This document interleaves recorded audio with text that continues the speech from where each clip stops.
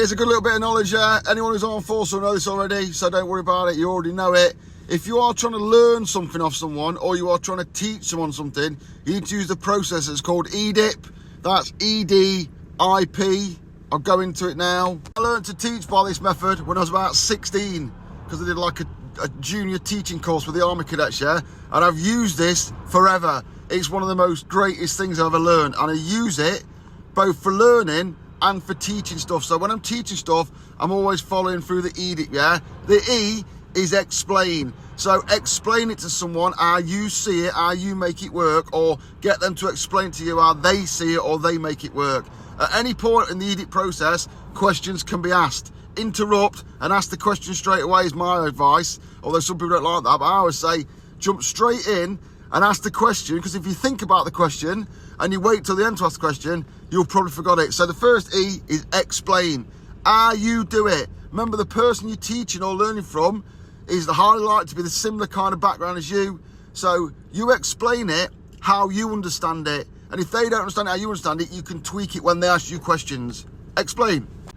Then you're on to the D. The D stands for demonstrate, yeah? This is very much aimed at learning practical skills. So D is demonstrate. So whatever you just explained to them, all the ins and outs of, you don't explain how it's done, you explain the principles. Then, to teach a practical skill, you always do it practically. So now you do the demonstration. So if you tell them how to gland off an armoured, you demonstrate to them how to gland off an armoured by physically standing there in front of them, no matter how long it takes to do that thing, and demonstrating it in real time with the real tools.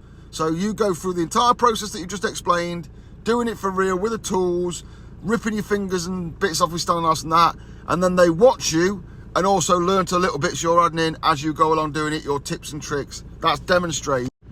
Imitate is exactly the same as demonstrate, but now they do it. So they take all the shit you've just used, all the tools you've just used, all the things you've just done, and all the bit of practical knowledge that you just taught them, and then they do it themselves in real time. You then overwatch them and give them guidance and advice and tell them if they're going wrong or how to do something better. And it's a two-way conversation where you're helping them out while they copy what you just did, i.e. imitate, and try and replicate it as you did it in the same safe manner, but not necessarily at the speed you just done it, because you know what you're doing, whilst you offer them, oh, don't do it like that, or this is better, or you could try doing this, and offer them all the little options, because they're getting hands-on feeding with the tools, which is the way most people that I've ever met learn, or most people that are like me learn. I was really struggling there to spell imitate, so it's probably spelt wrong last slide. Yeah, the next one's piece, practice. So then what you do is you just sat there and stalked them while they do it. Then you sort of let them do it more, but you overwatch them. You start off quite close in your overwatching and still offering advice, and you slowly tail that off till they're doing it pretty much on their own, while you just keep an eye on them in the corner, and you're always willing to jump in and offer them a bit of advice or tweak them if they're doing it wrong, until eventually you're left the room having a cup of tea, chatting shit in the kitchen, while they do it on their own in full. And they continue practicing it for, well, the rest of their lives till they get it perfect. And then by the end of it, after a few weeks of doing that, the practice bit that is, they will then be able to do what you just did and do the whole EDIP thing to someone else and pass that knowledge on. And that, to me, is how knowledge gets passed on. EDIP. Use it, you bitches. Loads of people are probably at the practice stage of thousands of skills that they have, yeah? Practice makes perfect. As long as you practice, you'll never make it perfect. You'll only make it perfect when you can EDIP it to someone else. That's when you become a perfectionist in a skill you've got, yeah? You're just practicing. Until you can teach it to someone else, you've never perfected it. So you might think you're Billy Big Balls at everything, but if you've not taught it to someone else, knowledge is the greatest gift you can give, then you have not perfected it, so get on it.